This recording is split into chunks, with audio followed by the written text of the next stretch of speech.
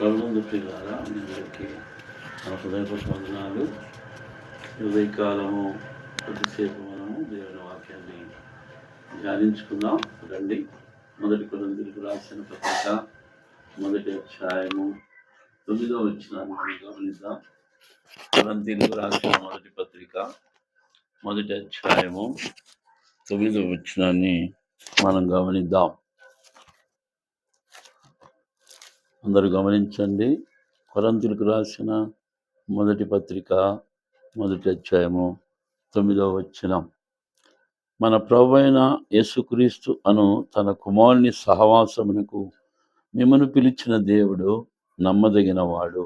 ప్రార్థన చేసుకుందాం. ప్రేమగల పరిశుద్ధుడు అయిన మా తండ్రి, అత్యంత కృప కలిగినటువంటి మా తండ్రి, మేలులు దయచేయవాడా, మంచి చేయవాడా, మీకు స్తోత్రాలు. ఈ ఉదయకాల సమయంలో మీ ప్రియకుమారుని యొక్క రక్తము ద్వారా మమ్మల్ని విమోచించి మీ ప్రియకుమారులుగా మమ్మల్ని పిలుచుకున్న దేవుడా, మీకు స్తోత్రాలు. నాయనా, ఇదిగో ఈ ఉదయకాల సమయంలో కొరింథీయులకు రాసిన మొదటి పత్రిక మొదటి అధ్యాయం 9వ వచనం ద్వారా మాతో మాట్లాడండి.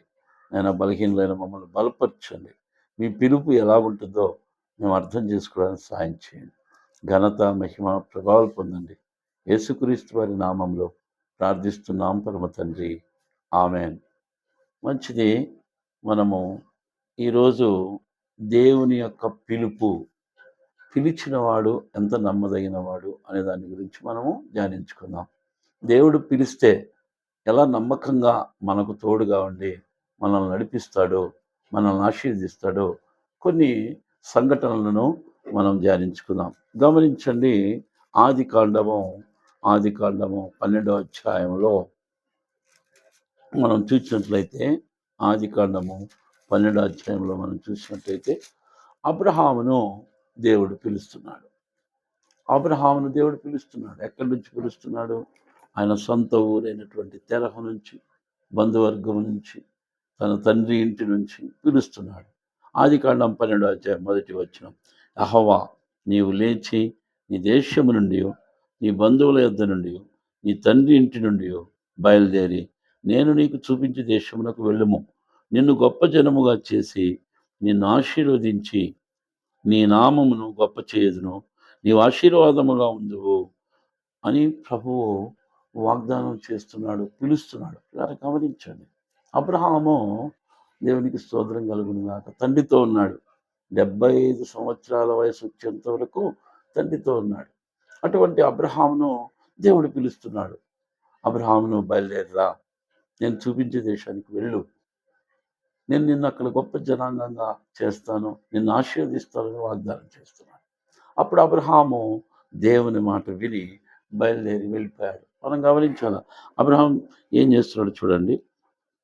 అబ్రహాము మనం 4వ వచనం చూస్తే, యెహోవా అతనితో చెప్పిన ప్రకారము అబ్రహాము వెళ్ళెను, లోతు అతనితో కూడా వెళ్ళెను. అబ్రహాము హారా నుండి బయలుదేరినప్పుడు 70 ఏండ్ల ఈడు కలవాడు. అబ్రహాము తన భార్య అయిన శారాను, తన సహోదరుని కుమారుడైన లోతును హారానులో తానును వారును ఆర్జించిన యావదాస్తిని, వారు సంపాదించిన సమస్తమైన వారిని తీసుకొని కనాను దేశమునకు వెళ్ళుటకు బయలుదేరి కనాను దేశమునకు వచ్చింది. గమనించాలి మనం. అబ్రహాము దేవుడు చెప్పిన వెంటనే, అబ్రహాం కాదండి, అక్కడ అబ్రాము దేవుడు చెప్పినట్టుగా బయలుదేరి తన భార్యను, మరి లోతు కూడా, తన తమ్ముని కుమారుడైనటువంటి లోతు కూడా సపరివార సమేతంగా బయలుదేరాడు. దేవుడు చూపించు దేశానికి బయలుదేరాడు. గమనించండి. ఎప్పుడైతే అబ్రహాము దేవుని మాటను నమ్మాడో, ఎప్పుడైతే దేవుని మాటను నమ్మి అబ్రహాము దేవుని మాట ప్రకారంగా బయలుదేరి వెళ్తున్నాడు. చూడాలి, మనం గమనించాలి. అబ్రాము ఎక్కడికి వెళ్ళాలి ప్రభు అని క్వశ్చన్ చేయలేదు. నేను ఎక్కడుండాలి ప్రభు అని క్వశ్చన్ చేయలేదు. నేనుండే దేశాన్ని ఒకసారి నాకు చూపించు ప్రభు అని కూడా ఆయన అడగలేదు. పిల్లరా, మనమైతే ఎన్నోసార్లు మన ప్రభువును మన ఇష్ట ప్రకారంగా మనం అన్నీ అడుగుతూ ఉంటాం. ఒక ఉద్యోగం కావాలనుకున్నప్పుడు నాకు ఫలానా ఉద్యోగం ఈ ప్రభు అని అడుగుతాం. పెళ్లి కావాలనుకున్నప్పుడు ఫలానా భార్యని ప్రభు అని అడుగుతాం. ఇల్లు కట్టాలనుకున్నప్పుడు ఇలాగ నేను ఇల్లు కట్టాలనుకుంటున్నాను ప్రభా, ఈ ఇల్లు నాకు ఇవ్వు అని అడుగుతాం. ఒక కారు కొనాలనుకున్నప్పుడు మనం ఆల్రెడీగా కార్‌ను బుక్ చేసి, ఈ కారు నేను కొంటున్నాను ప్రభా, దీన్ని ఆశీర్వదించు అని అడుగుతాం. కానీ అబ్రాహాం అలా కాదు. నేను చూపించే దేశానికి వెళ్ళు అన్నప్పుడు మరి ఆయన నమ్మి దేవుని మాట ప్రకారంగా బయలుదేరి వెళ్ళిపోతున్నాడు. అందుకని అతన్ని దేవుడు నీతిమంతునిగా చేశాడు. చూడండి, మనం మొదటి వచనాన్ని మనం చూద్దాం. అబ్రాహాం బయలుదేరి వెళ్ళిన తర్వాత ఆయన ఎలాగ ఆశీర్వదించబడ్డాడో మనం చూద్దాం. ఆదికాండము 13వ అధ్యాయము మనం గమనిద్దాం. 2వ వచనాన్ని మనం గమనిద్దాం. ఆదికాండము 13వ అధ్యాయము 2వ వచనం నేను చదువుతున్నాను. అబ్రాహాము వెండి బంగారము పశువులు కలిగి బహుధనవంతుడై ఉండెను. అబ్రాహాం బయలుదేరాడు, 12వ అధ్యాయంలో బయలుదేరాడు. 13వ అధ్యాయంకి వచ్చేటప్పటికి ఆయన ప్రయాణమై వెళుతూ ఉన్నాడు. మధ్యలో ఎన్నో మజిలీలు, ఆయన ఆగలేదు. ప్రభువు ఆగుమని చెప్పేంత వరకు బయలుదేరి వెళుతూనే ఉన్నాడు అబ్రాహాం. 13వ అధ్యాయం 2వ వచనానికి వచ్చేటప్పటికి అబ్రాహాము వెండి బంగారము పశువులు కలిగి బహుధనవంతుడై ఉండెను. చూసారా, దేవుని యొక్క మాట ప్రకారంగా మనం వెళితే భౌతికమైన ఆశీర్వాదం అబ్రాహాముకు దొరికింది. మొట్టమొదటిగా అబ్రాహాముకు భౌతికమైన ఆశీర్వాదం దొరికింది. ఏంటి ఆశీర్వాదం? వెండి బంగారము పశువులు, బహుధనము కలిగిన వాడే మరి ధనవంతుడై ఉన్నాడు. దేవుని ప్రియమైన బిడ్డ, ఉదయకాల సమయంలో మనం భౌతిక ఆశీర్వాదాలు చాలామంది మనం అనుకుంటూ ఉంటాం. ప్రభు అంటాడు, నేను పెంట కుప్పల మీద నుంచి పైకి లేవనెత్తుతానంటాడు. గమనించాలి. ఇంకొక విషయం, ఎస్కేలు గ్రంథంలో ప్రభు అంటాడు, గమనించాలి, నీచమైన చెట్టును ఘనమైనది గాను, ఘనమైన చెట్టును నీచమైనది గాను నేను చేస్తానంటాడు ప్రభు. ఆయన శక్తివంతుడు, ఆయనకు అసాధ్యమైంది ఏదీ లేదు, ఏమైనా చేయగలడు. అది ఎరిగినటువంటి అబ్రాహాము మరి ప్రభువును వెంబడించడం ప్రారంభించాడు. అందుకని దేవుడు చూడండి, మొట్టమొదటిగా భౌతికమైనటువంటి ఆశీర్వాదాన్ని దేవుడు అతని పైన కుమ్మరించాడు. వెండి బంగారము పశువులు బహుధనము కలిగి ధనవంతుడైపోయాడు.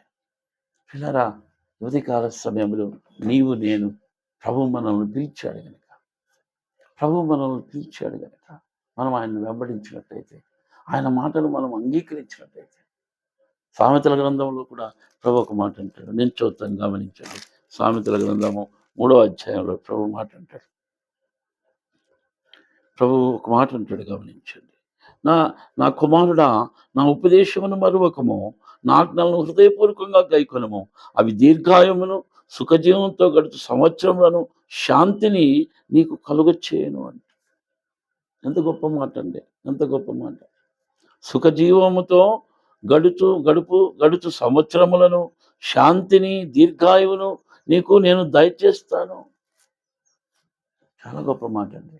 మనం ప్రభును వెంబడించే విషయంలో వెనుకబడి ఉంటాం. ప్రభును వెంబడించే విషయంలో, ప్రభు మాటను వెంబడించే విషయంలో దేవుని వాక్యం చదువుతాము, దేవుని వాక్యం వింటాము, దేవుని వాక్యం ప్రసంగిస్తాము. మంచిదే, ఇవన్నీ మంచిదే, ఇవన్నీ కావలసినవే.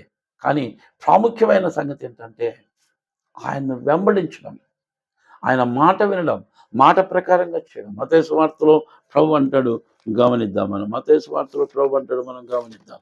మత్తయి సువార్తలో ప్రభు మనతో మాట్లాడుతున్నాడు.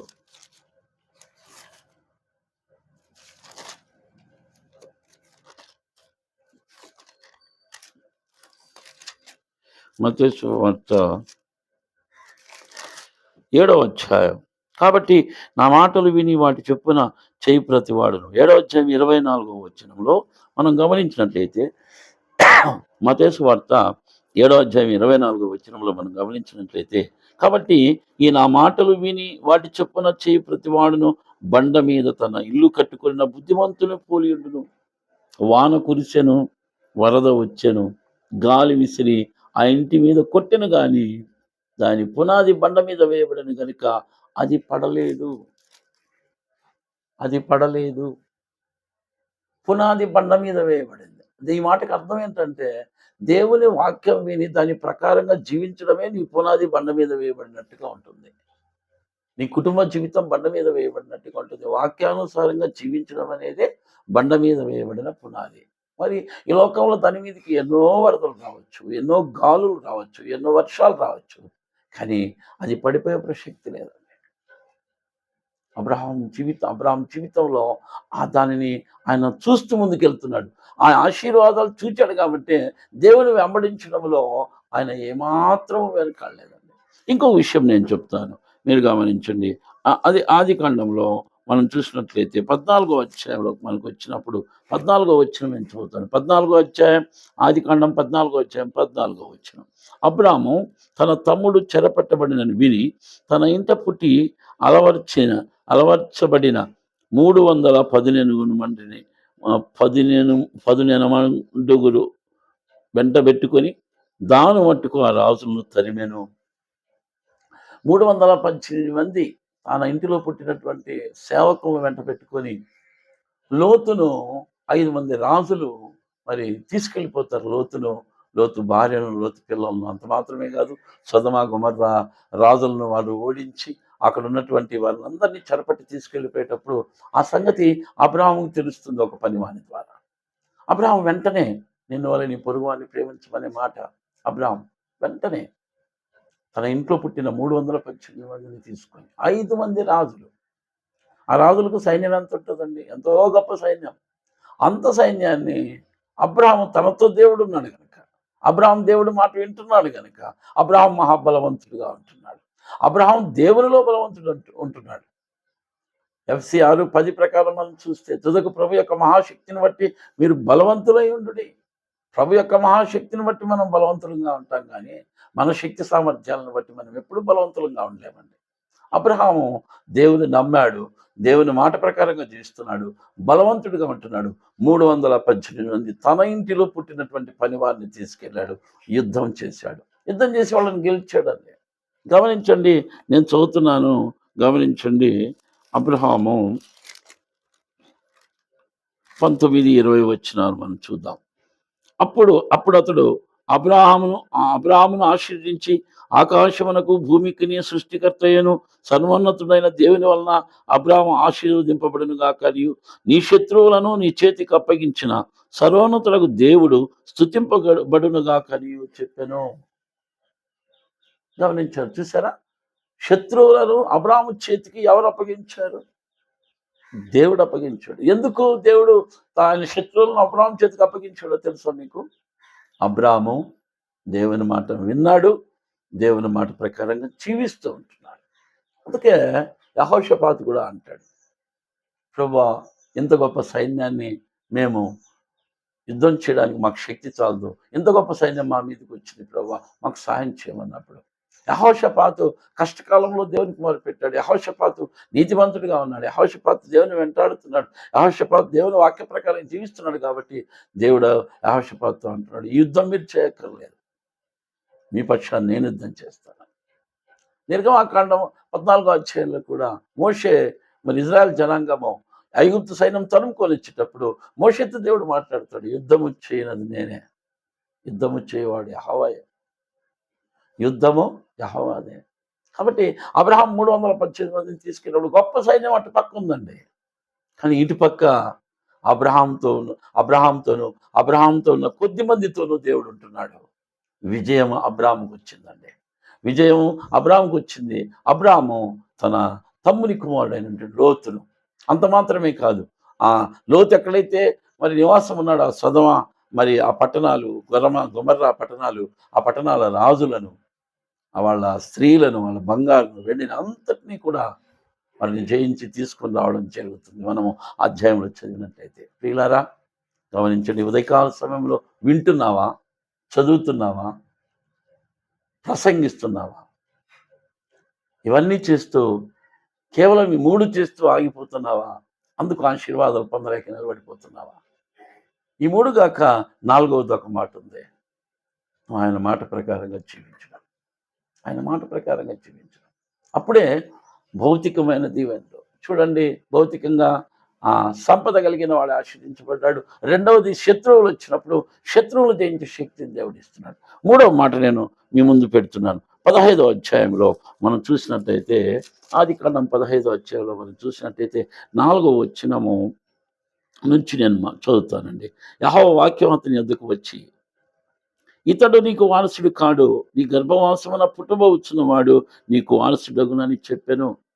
మరియు మరియు ఆయన వెలుపలికి అతన్ని తీసుకొని వచ్చి, నీవు ఆకాశం వైపు తేరిచొచ్చి నక్షత్రములను లెక్కించుటకు నీ చేతనైతే లెక్కించమని చెప్పి, నీ సంతానము అలాగగునని చెప్పాను. ప్రియులారా, మీరు గమనించాలి. అబ్రహామును ధనవంతునిగా చేశాడు. అబ్రహామును శత్రువును జయించువానిగా చేశాడు. బలమునిచ్చాడు, శక్తినిచ్చాడు.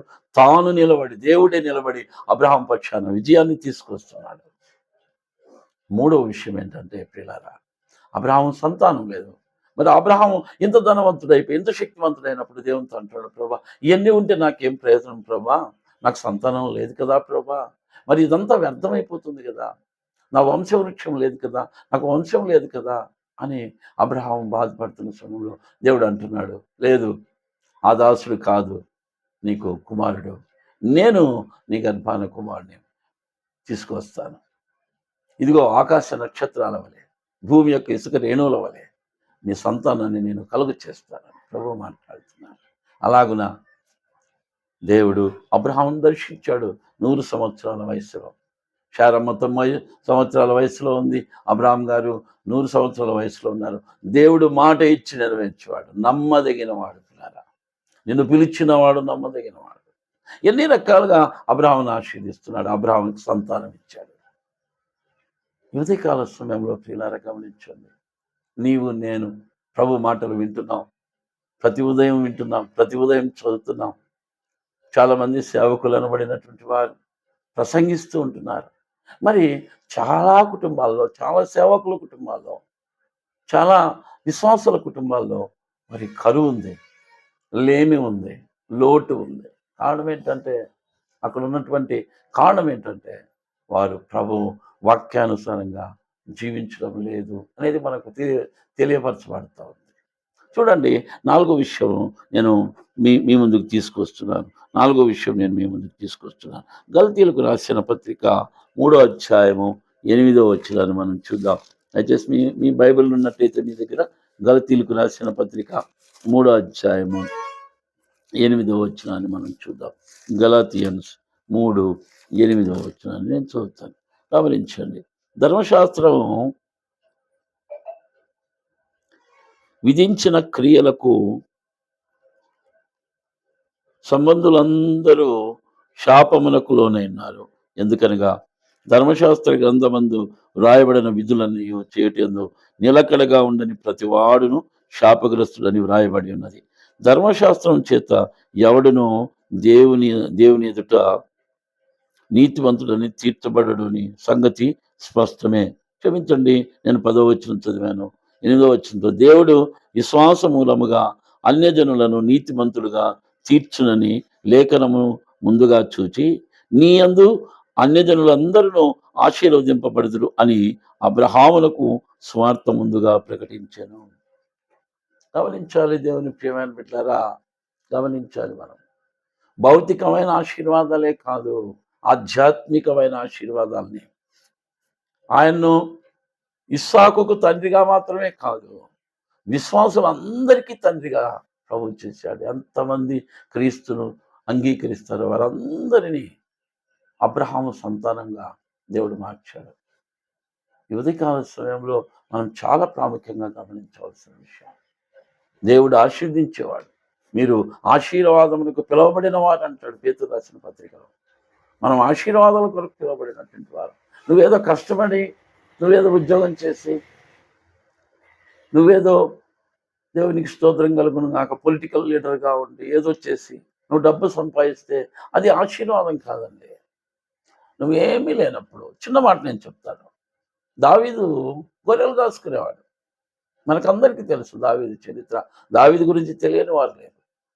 దావీదు గొర్రెలు కాసుకునేవాడు. దావీదు ఏం లేదు, వాళ్ళ నాన్నగారు చెప్పినట్లు గొర్రెలు తీసుకెళ్ళేవాడు, గొర్రెలను కాసుకునేవాడు. ఆ గొర్రెలను తినివేయడానికి ఒకసారి సింహము, ఎలుగుబంటి వచ్చినప్పుడు అవి రెండు ఒక గొర్రె పిల్లను పట్టుకెళ్తుంటే దావీదు వాటిని తరిమి వాటి నోటి నుంచి మరి ఆ గొర్రె పిల్లను విడిపించి వాటిని ఆ సింహాన్ని, ఎలుగుబంటిని చంపేసినటువంటి బలవంతుడు. అక్కడ దేవుడు దావీదు యొక్క నమ్మకత్వాన్ని చూశాడు. గమనించారా?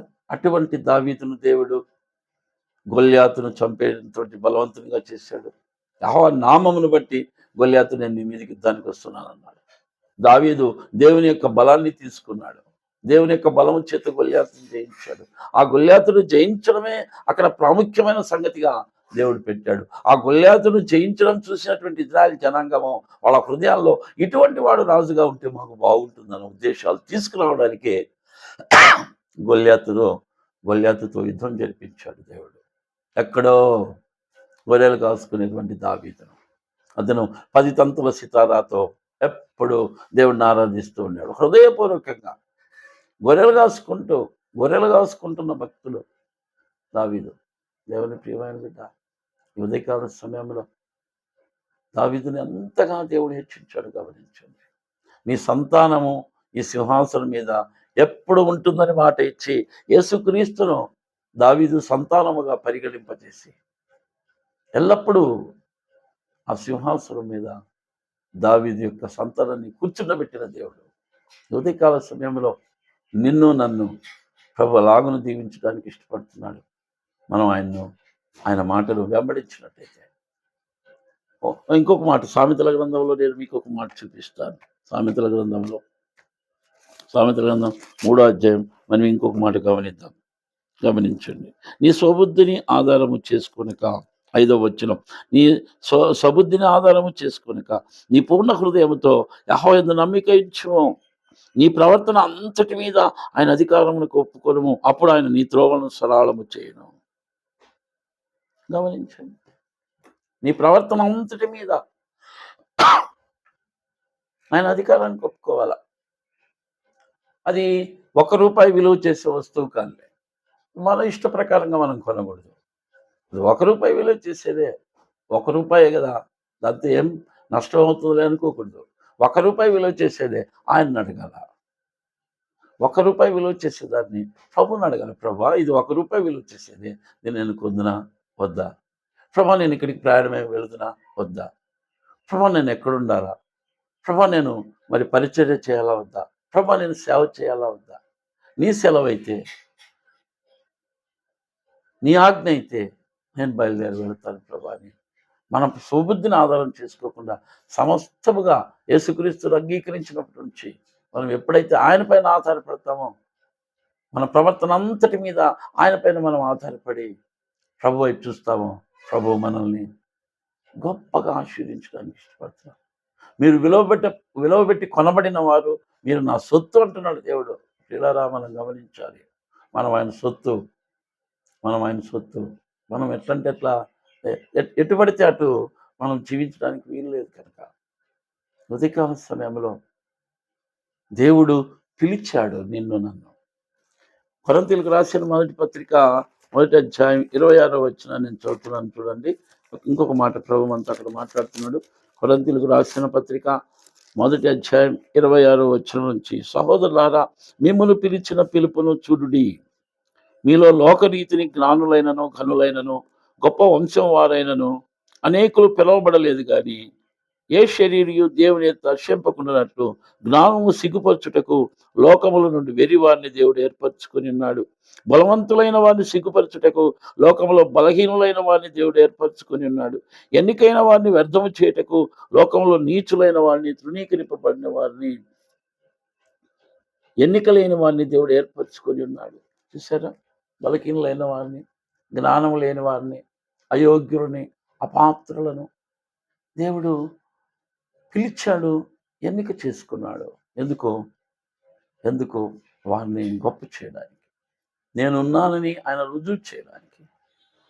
40 సంవత్సరాలు పుట్టుకుంటే వాడు నలవగలిగినప్పుడే కదా దేవుడు ఉన్నాడు, దేవుడు శక్తివంతుడు, దేవుడు అతన్ని నడిపాడు అని తెలుసుకుంటారు.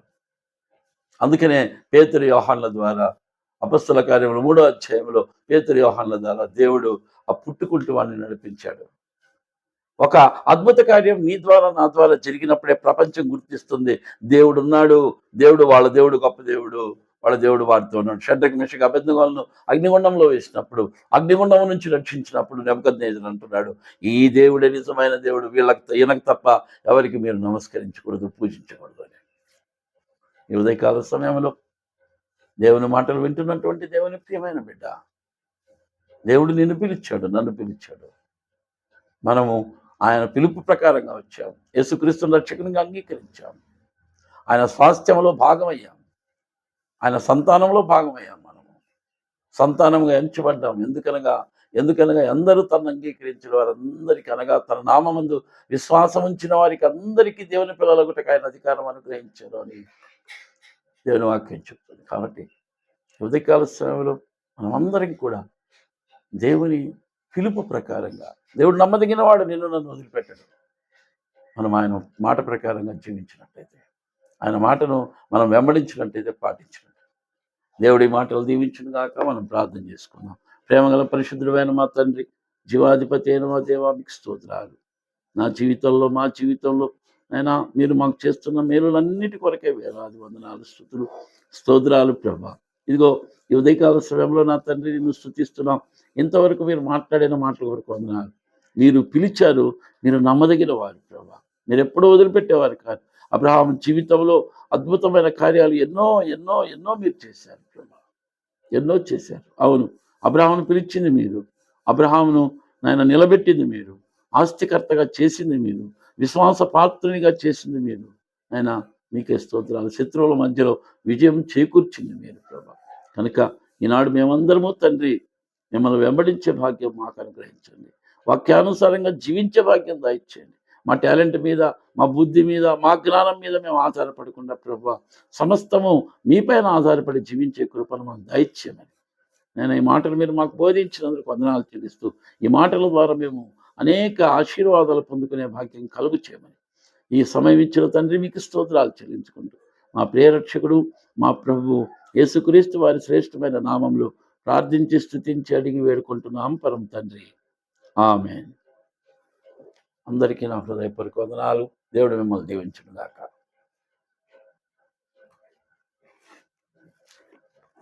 అంతే టైం.